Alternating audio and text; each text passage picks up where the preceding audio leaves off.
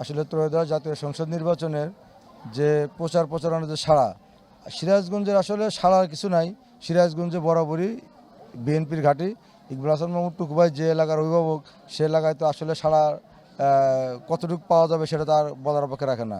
তো আমরা আসলে যেখানে যাচ্ছি, বিশেষ করে মা বোনদের মধ্যে, মা বোনদের ভিতরে ধানের শীষের যে সমর্থন প্রচারণ, সেটা ব্যাপক হারে আমরা সাড়া পাচ্ছি।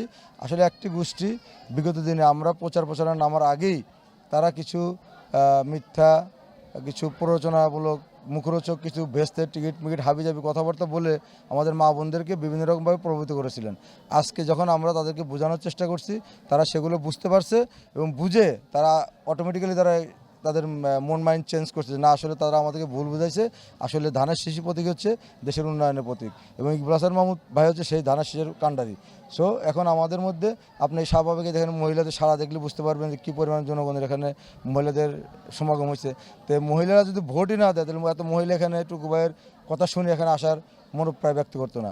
তো সেই হিসেবে আমরা মনে করি যে উন্নয়ন করতে হলে, দেশের জনগণের ভাগ্য পরিবর্তন করতে হলে ধানের শীষের বিকল্প নাই, তারেক রহমানের বিকল্প নাই, খালেদা জিয়ার বিকল্প নাই, আদর্শের বিকল্প নাই, জিয়াউর রহমানের আদর্শের বিকল্প নাই। এখানে তারেক রহমানের নির্দেশে, ইকবাল হাসান মাহমুদ ভাইয়ের দিক নির্দেশনায় অবশ্যই সিরাজগঞ্জে সাইদুর রহমান বাচ্চু, রোমানা মাহমুদ ভাবি সকলের প্ররোচনায় ইনশাল্লাহ আমাদের এখানে ধানের শীষ বাবুকে বিজয়ী হবে। আর আমাদের বহল ইউনিয়নের যে দায়িত্বে আছেন টিম লিডার ভিপি শামীম খান, আলামিন, সবুজ, তাদেরও যে অক্লান্ত পরিশ্রম, রাত দিন তারা বহুল ইউনিয়নে পরিশ্রম করছে শুধু একমাত্র ধানের শীষের বিজয়ের জন্য, টুকু ভাইকে নির্বাচিত করে ওই ক্যাবিনেটে পাঠানোর জন্য।